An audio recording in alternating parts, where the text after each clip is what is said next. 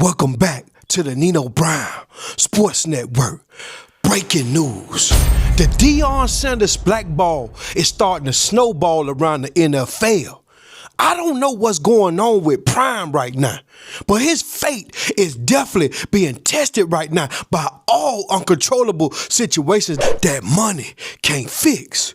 Just a month ago, Deion Sanders' prime time was just battling a life or death situation with health. He battled cancer and had a successful surgery removing the cancer.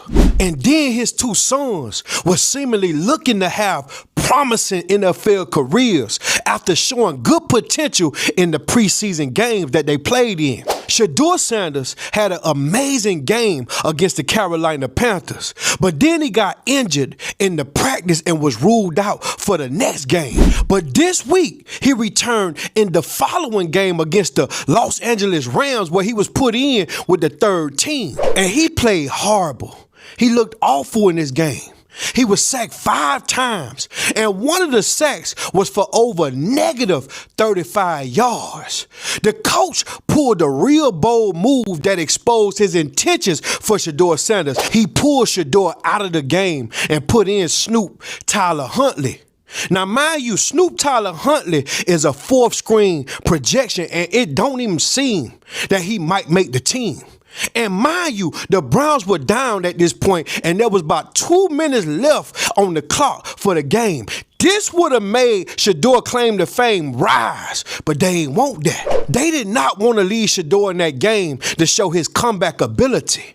They pulled him. What? He even asked the coach to go back in the game, but the coach declined him and sat him on the bench. And with all due respect to Tyler Huntley, because I like Snoop, this ain't no pun at you, Snoop, but this just the truth. This a fourth screen quarterback that's probably not going to make the team.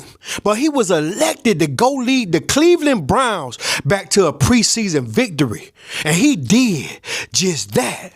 The Browns got in field goal range and the kicker sealed the deal.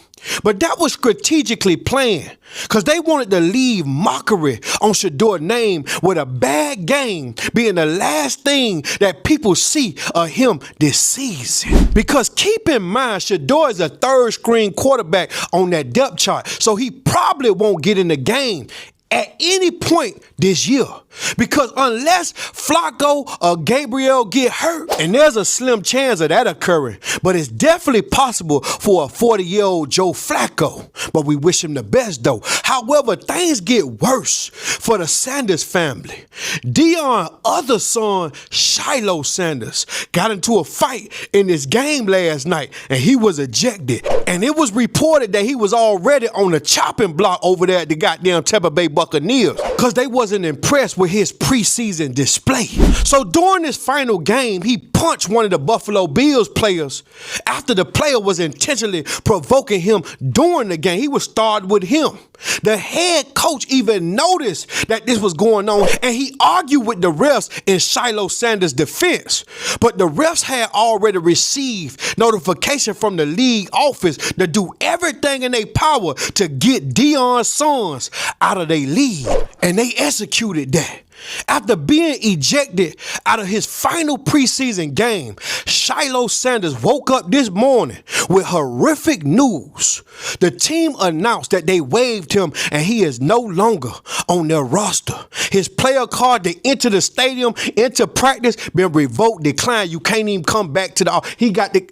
He got to figure it out. Now see, this is a clear indicator and definition that even though your daddy is arguably one of the greatest players to ever play next to Bo Jackson, Tom Brady, in this league, he's still not bigger than the program. This is called politics.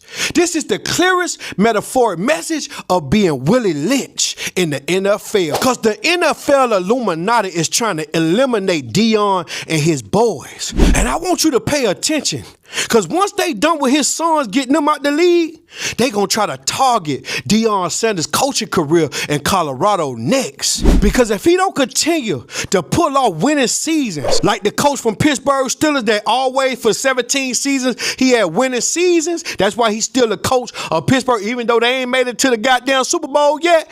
That's what Deion gotta do. He gonna have to make it to the college playoffs in order for him to keep his job coming soon. Because I guarantee you, when that contract expire, it's over. Because Nick Saban behind this, he mad about that Travis Hunter situation, and he getting his get back. And ain't nobody got more power in that league than Nick Saban, because he got direct contacts with the NFL. Because that's what he had. They had a little trade thing going on. You come through Alabama, you go straight to the pros. And when he stepped on Nick Saban's toes and got Travis Hunter over there in Jackson State, Nick Saban quit, retired, all that. And you know Nick Saban straight, he owned Mercedes-Benz over there in Alabama, Birmingham. He got all the Mercedes dealership. But that ain't enough. His passion is football. Nick Saban behind this. Jerry Jones behind this. He got a problem with Deion. And Roger Goodell behind this. And the world is watching this. And Deion can't do shit. This is a modern day lynching, and the whip is being handed down by the powers that be in that league. The craziest part is, them kids ain't got nothing to do with the hate that the league got for their daddy. But you know how this story go, right? Let me put you up on game. If you walk in a lion's den, you can't expect the lion not to eat you just because you ain't eat it. Prayers up for Deion Sanders and his family. It's going to take a community to come together and do like they did with Colin Kaepernick, where they start kneeling down on the league, putting their goddamn knee on that goddamn neck for them to stop playing with Deion's name like that. Because Deion don't deserve this. Deion just being Deion. And them prime kids. And you can't be playing with prime kids. Y'all got to stop watching the NFL, man. Y'all got to let them ratings go down, man. Because they sitting here playing in everybody's face. And I ain't going for that. Make sure you share this message. This is a boycott on the NFL, man. It's time to boycott them by what they doing to us that provide the viewers for their league. They pay. This man made over $250 million in jersey sales. I'm talking about Shedeur Sanders. And they only paid him $14 million. They kept the rest of the money, gave him $14 million. That's sad, man. But that's the business that them players in. And it's time to put a goddamn scrutiny and fraternize with their league. And I bet you they stop playing with us like that. Because they don't know our power, but they about to round and find out. Y'all make sure y'all subscribe to this channel. Y'all make sure y'all like this video. Y'all make sure y'all keep it locked to Nino Brown Sports on YouTube. I'm coming with that breaking news. And this that ether, because Nino got that fever, baby. I ain't the deacon, I'm the decon. When you cut the lights on in the kitchen, the roaches get to running and scattering, because I'm the truth in the boot. I'll be back.